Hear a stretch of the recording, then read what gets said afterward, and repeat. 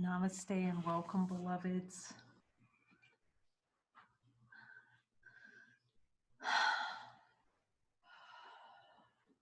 Jesus, thank you again for bringing us together in this holy celebration of life. To see that God has no grievance for the creation or the miscreation of a world that seems apart. And that really the forgiveness is for us to forgive ourselves, or consciousness, the play in consciousness to pretend like we could ever be separate from love, from what we are. So Jesus, thank you for guiding us gently through this lesson and showing us where we're denying that the light's already here. So we start with the light of infinite being. The power, I love that from Muji. I've said this so many times. It was so congruent to just be reminded, start with what we are, which is infinite. Everyone has the ability to see this. There's no one without it. This is the light that lights everyone who's born. It's the only thing that we share. Only thing. That's it. Ta-da.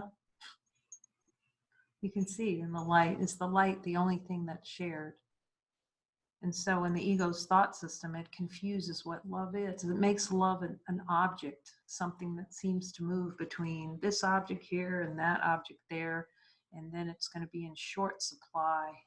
So you're laughing about the little fish swimming in the ocean trying to find water, and arguing with every single crab and underwater snail and coral, and just arguing with everything, trying to say, no, I'm not in the water. I'm looking for water. I'm going on a search for water. Meanwhile, just swimming in the water. So we're just swimming in love.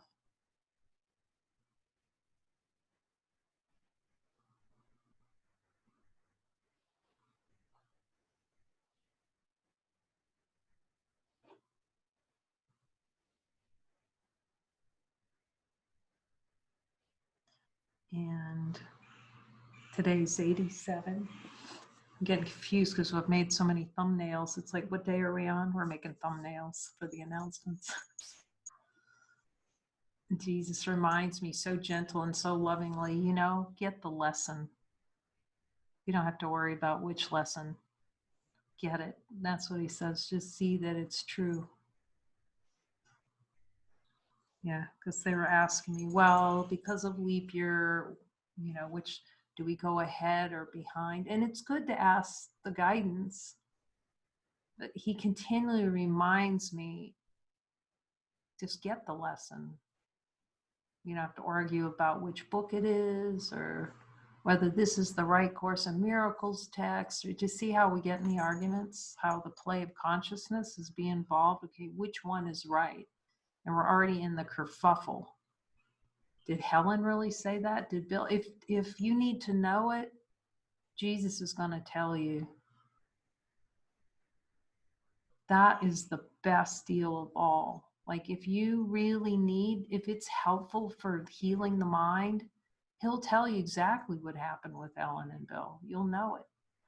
Because remember, it's all in consciousness. It's not apart from us.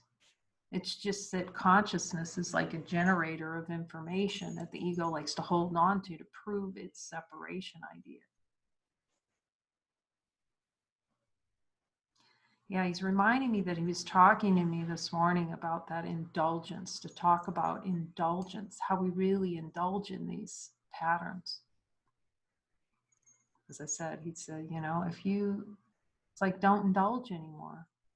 Do we have to? Let's ask Jesus, do we have to indulge in these patterns of feeling small and little and limited and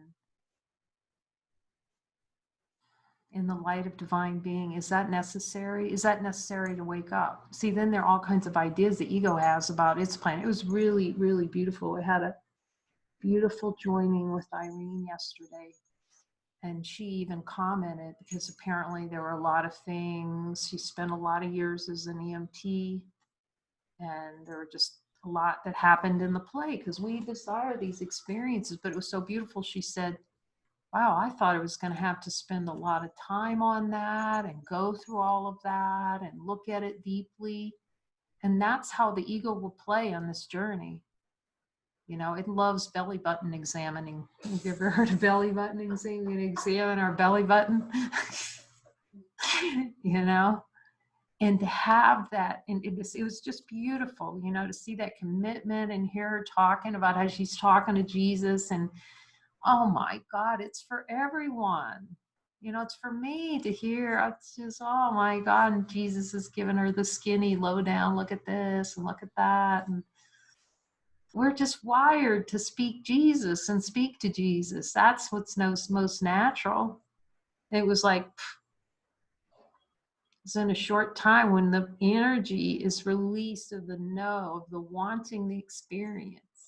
You can ask Jesus, and she'd go, Jesus, is it done? And he'd say, yep, that's the experience here. I'd ask him, is this complete? Yes. Okay. Do I need to look? No, not now. Maybe there's something I don't know. You just start to trust him at such a high level to direct all the traffic. And she was also talking about, because he'd been talking to me about, you know, asking him, do I need to think about that? And she was doing the same thing, and no. He'll tell us even what thoughts, you know, don't just drop it. He's telling where the hot potatoes are. Where am I holding on to a hot potato, Jesus? And he'll say, drop it. It's like the dogs, you know, at first when you start training dogs, you know, because they want to eat everything. And of course, locked down, because these are apparently, you know, two hunting dogs, two herding dogs here, prey drive high. So if they get something in their mouth, it's like, there's no way I'm letting that. And that's how we are about the ego. We just like bite down on it. Who knew? The dogs would be so helpful.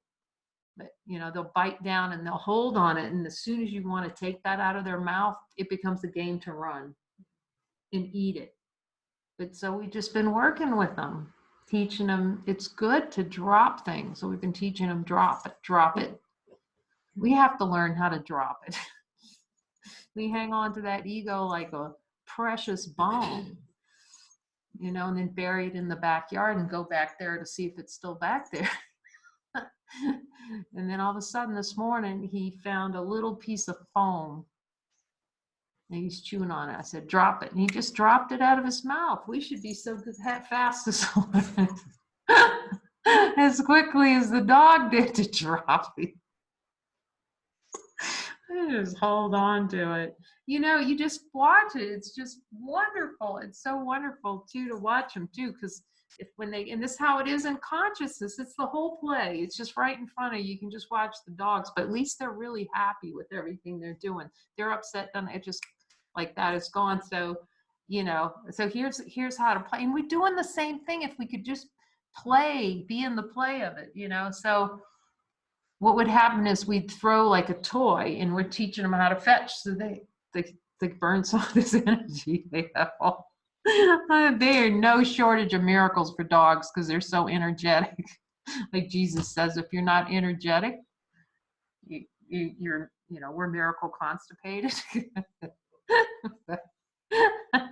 It just need to release the miracle. So anyway, you throw the taw, and then Silencio, which hilariously, Silencio, the little white dog, will run and he'll go get it and he'll bring it back, and then he'll tease the other dog with it. So he'll grab onto it and then they both pull on it. And that is the same play. That's what we're wanting. We're wanting to find something out in form to have a tug of war with. See, it wasn't supposed to be serious. It was just like a little play. It's like a little dance with the devil, but it wasn't meant for us to like crawl right in there and lock down on it permanently. You know, even that play when the two dogs will lock onto it and they'll play for a while and then, okay, on to something else. It's just like time for us to drop it. And Jesus just said, I heard him, and you have the power to do this. He gets really direct. You have the power. See that you have all the power to lay down the swords. The sword of wanting justice and sword of protecting against injustice and lay down the sword. That's what he said. As Muji said, you're carrying a dead fish in your pocket and relishing it and arguing why we have to keep the dead fish. I got to keep this. I got to keep a future and I got to keep a past. That's the argument, isn't it? Yeah, so much love comes. We admit it. Okay. But here's the one solution. I will there be light. Very interesting. Very early on in the Bible, what does it say in Genesis? Let there be light. We thought the light's created. No, it was, here's the darkness. Now let there be light. The darkness was already the play in the mind. You see, let there be light. That takes on a whole new meaning, doesn't it? Let there be light. And the darkness shall have no dominion. Death shall have no dominion. Let there be light. I will use the power of my will today. Jesus, is this the whole play of consciousness, not to see the power of my true will? You can hear it. Yep. Yep. Mm-hmm.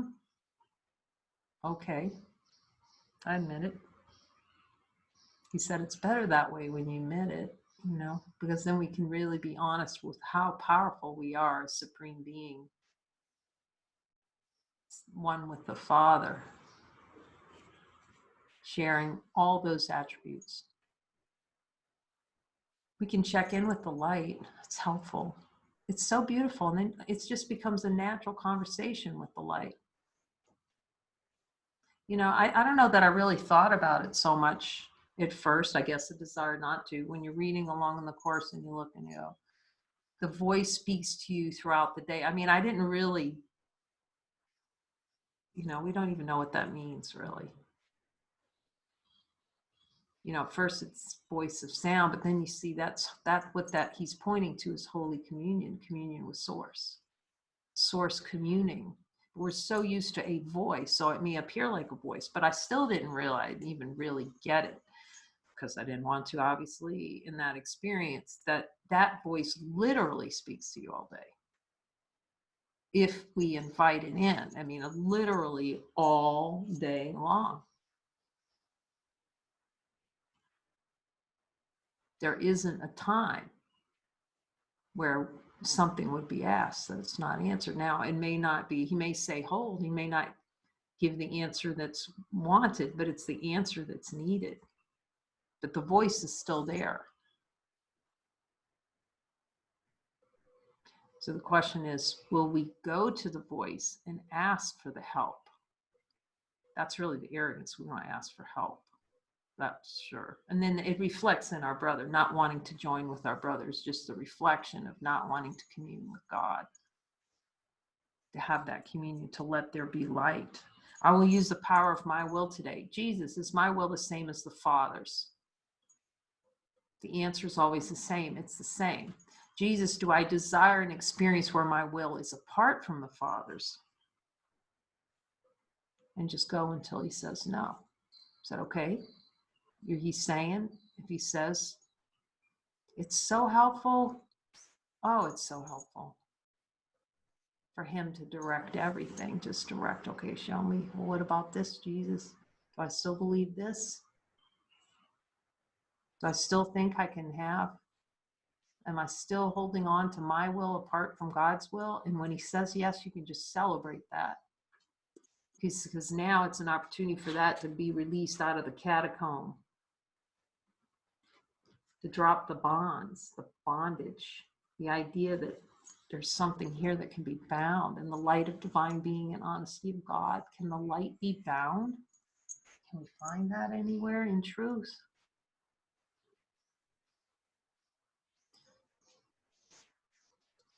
He says you can only experience that if you desire it to feel so.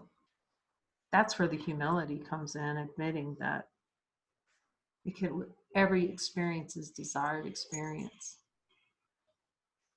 That's happiness too, because we know we can see it differently in the light.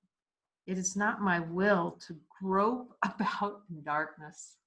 Jesus, do I have a desire for experience to grope around in darkness? Do I relish groping around in darkness? Is there any relishing in there? See, the pain of groping becomes so great. We actually think something wrong when it starts getting more painful. I'm asking, he's saying yes. But it's actually you're becoming less and less tolerant of the error of thought. That's a lot of love behind that. Become less tolerant to the illusion, the delusion. We become very present with the no instead of eking it out or letting it dive back deeper into the subconscious mind. It starts just really, I'm asking about that because it just did seem like this is getting, Jesus, I'm looking at everything and this is getting really bad. What's the deal? It's just spaciousness for it to be seen now, but the ego is going to misinterpret that. That's why, again, the only interpretation is his. Is this releasing or keeping?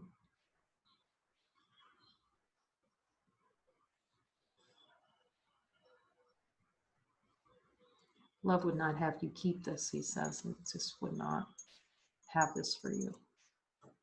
You're so worthy of so much more. So much love. It is not my will to grope about in darkness, fearful of shadows and afraid of things unseen and unreal. Okay, so let's just ask him about, so Jesus, do I desire an experience of being fearful of shadows? To play shadow puppets. You know what shadow puppets are? You know, like when you were little and you turn on a light, you'd make a little puppet and they would talk and they'd be on the wall. You can just ask them when that ego shows up, am I shadow puppeting Jesus? Do I really? He says the whole world is a big shadow puppet. You know, it's animating all the little characters and giving them little voices. Oh man, that's what the ego doesn't want to see. The relishing of the shadow puppet. Making avatars. That's such a good movie. And afraid of things unseen and unreal. Okay, Jesus, we're in honesty of God now. Okay, show me any place where I have fear of things unseen and unreal.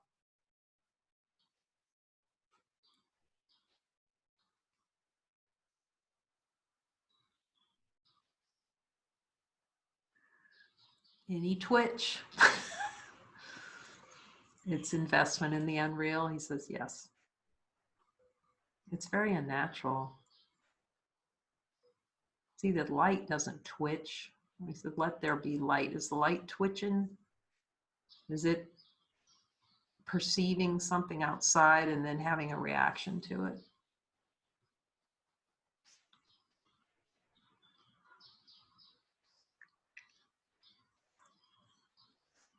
Light shall be my guide today. I will follow it where it leads me, and I will look only on what it shows me.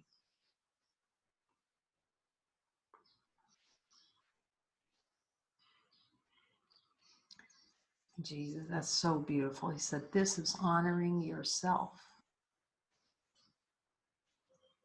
Exactly as you are, infinite love. This day I'll experience the peace of true perception, whole perception, a forgiven world, a world lit by the light of God.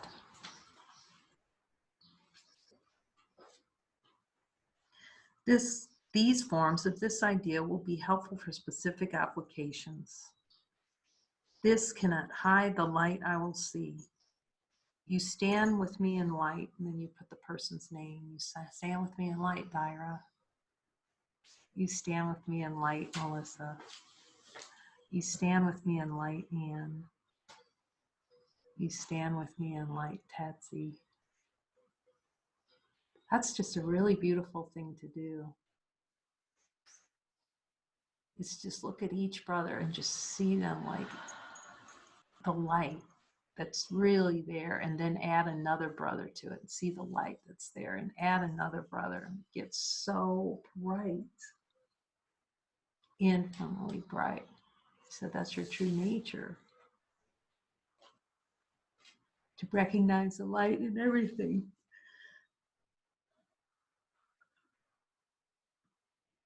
In the light, this will look different. He says that's the commitment to yourself, that in the light it looks different. Every memory without the light is death, is a play of death. So any memory that you have, you can go back with Jesus and he'll show you that the light's been in it all along. So it's just pretend that we have memories that don't have light in them. There is no will but God's will. I am safe today because there is no will but God's. I can become afraid only when I believe there is another will. So Jesus really, fear is just holding on to the belief that there's another will. And you can hear him, yes. So Jesus, can you help me see through the belief that there's another will apart from God's will? He says, yes.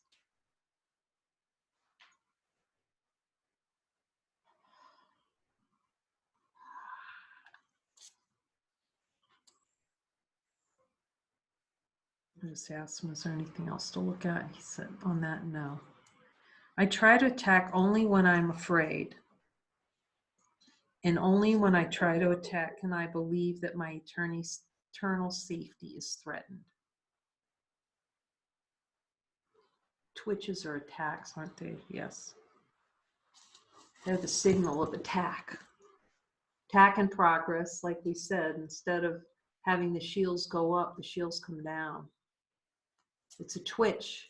It's a twitch alert. Time to look with Jesus. Wah, wah, wah, wah. We're just going to turn that little alarm bell that's ringing on the Starship Enterprise. Instead of when it starts ringing, we're not going to say shields up. We're going to say shields down.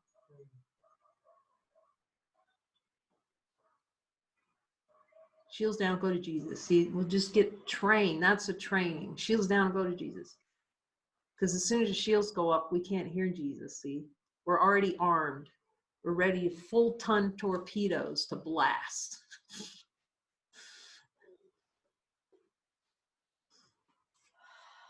We're already loading the torpedo bays.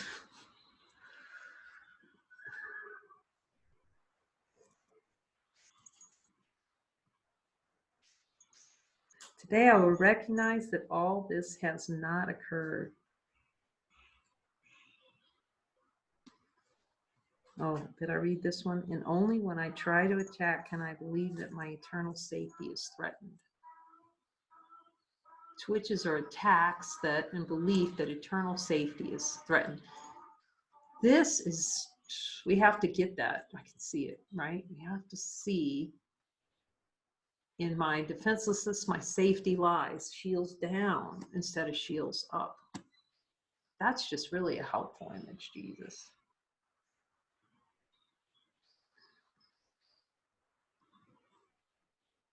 Shields down. Well, just look who's in the captain's chair, you know? We just have to have the right one in the captain's chair. Yep, Jesus. Here's Jesus in the head of the Enterprise. Da-da. The Klingons are coming. Shields down. Captain. But Captain, we can't put the shields down. They're going to blast us, Captain. We can't. We have to go out and fight the Klingons. And when we're done with the Klingons, we got to get hold of those Romulans because they're next. And now, if that's not enough, we're going to have the Cardassians. a whole new group to fight. Yet, have we learned yet in consciousness that it's all just everything's a fight? Like, we got to go out there and fight something?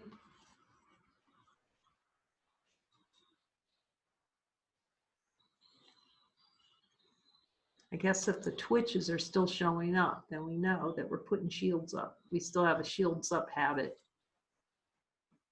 But Jesus will help us through it. Jesus, will you help us through this so we can see the light in all things? Yes. It's comforting. There's no will but God's. I'm safe because there is no will but God's. The will of God that we be light. Yes. That there is only light. Ask Jesus. The will of God is that there is only light. The will of God for perfect Jesus is the only will of God that we be perfect happiness. You can hear the yes. See, you can ask Jesus over and over, and we need to, because he can remind us the only will of God, and you can hear it, is that we are happiness. We're not going to get happiness. We're not going to avoid sadness to get happiness. That's what he looks. If I just avoid enough sadness, I'll get happiness. No, we are happiness. Just see that the light, does the light have shields in there? Is there shields? Infinite light of being. We'll just do the light test. Let there be light. My will is light. Okay, Jesus, if I accept my will, all I see is light? Yes.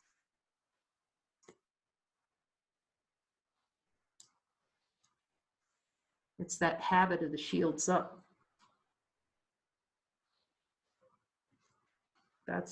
He's trying to have us drop that. That's the hot potato that has to be dropped. Because we think it happens so, that defense is like a snap. It was made that way. So we can pretend like we're not doing it. It's just like, oh, that's just happening to me. You just ask Jesus, that part of the illusion, for it to seem so fast. Oh God, you know what he said? He says, see who made time. Who made itself subject to time? So it's a desire within consciousness for it to seem too fast. It's out of my control, to play like it's all out of our control. He says, no, it's all within your decision. Doesn't matter how fast it is, it's a decision to experience it too fast so you can pretend like you have no control, no choice. Choice to drop the shields. These are some useful forms of this idea for specific applications. Let me perceive this in accordance with the will of God.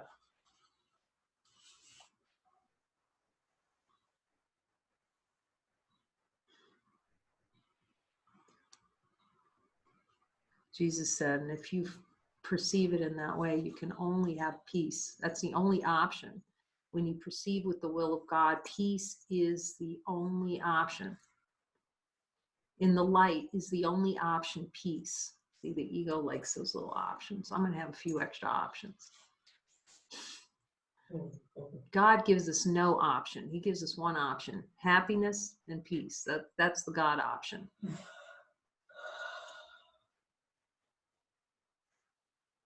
You know, the fish is going to go talk to God, but say, you know, this water's really great, but I want an option of not being in water because I'm looking for water. That's the argument. That's how insane the argument is. I'm looking for water, but I don't want to be in water. I want the water to go away. So when we're saying, oh yeah, this is really great clarification because we talked about that this morning. When we're saying, I want the world to go away, what we're really saying, the ego's saying, is I want love to go away. That's a helpful translation, Jesus. Thank you. It's not what we're saying, it's where it's coming from. It's rising out of the doubt thought about what we are, which is, that's the ego, the desire to have a doubt thought about identity. The difference is infinite light knows the world does not exist. It doesn't need the world to go away. It doesn't recognize it. It doesn't need something to go away that doesn't exist. That's deep. Thanks, Jesus. It's really helpful. Because I thought that too. We were talking about that more. You just like wanting that world to go away. But it makes it real. You see, we're pushing away the unreal, so it makes it perceive it as real. Now just see that it doesn't exist. In the light of divine being, does the world exist? So the ego makes it and tries to get rid of it to keep it, just like Jesus says. That's helpful.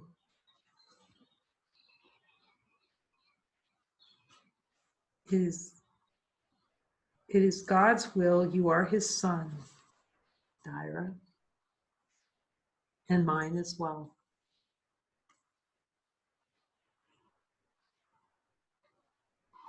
You could say that a lot of times today and be quite happy. Jesus said, yep.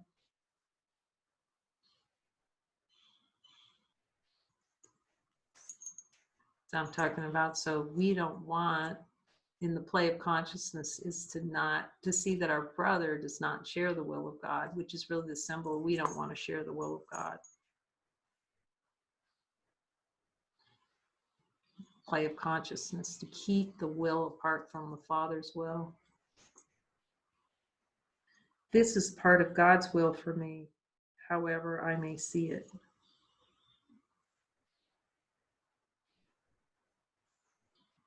Because the will of God is always perfect happiness, which underlies everything.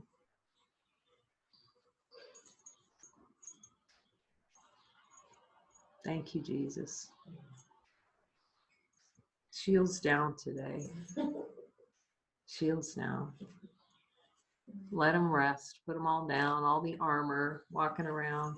I'm getting the picture, Henry VIII. I don't know if you've ever seen that in the museum in London. It's a little thing. How do you get in there? I don't know.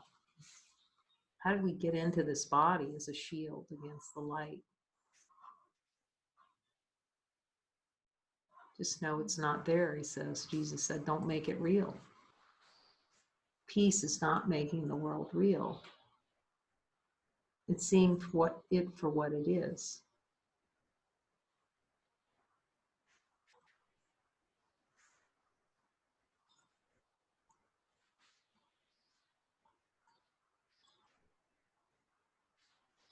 I'm talking about, so if we saw the world, all the fears about if we really saw the world, right, something bad would happen.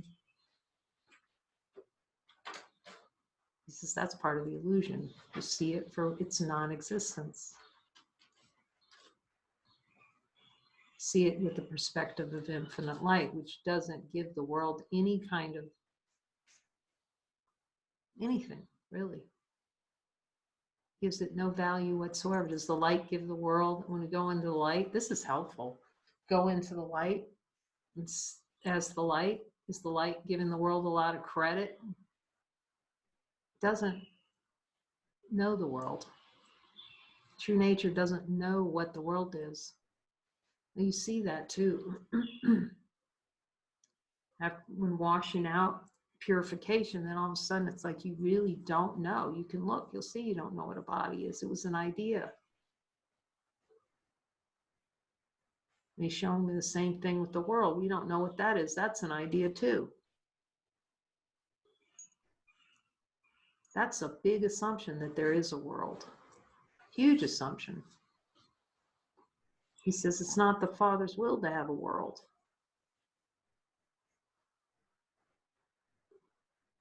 Take it deep, Jesus. There is no will but God's. There's only God's will. There's not a world. God does not will a world. That's direct. Thank you, Jesus, for showing us again. We don't know anything. Sergeant Schultz. From Hogan's Heroes. I know nothing. I know nothing. Close your eyes, look the other way. No, look directly and see that it does not exist in truth. That's love. Love is seeing it doesn't exist. That's love, infinite. Thank you for the reminder, Jesus, that we are love itself, that we can't swim away from it. We can search the whole world, and love is still here. I said this before. I remember it was like quite a long time ago, and I just realized I came to this world to hide from God. Where did that come from? We know it. Jesus, do I know? Let's just get honest with God on that. Do I know I came to this world, into this world, to try to hide from God, to hide from myself? Because we're hiding from ourselves. Very humbling. Very wonderful. That's the power of honesty of God. He says, your true happiness lies in this. Seeing that it never happened, that nothing's happening. Thank you, Jesus. So with that, we'll ask Lori if she'll come up and sing a song of joy to remind us that we're always in joy with the Father's will.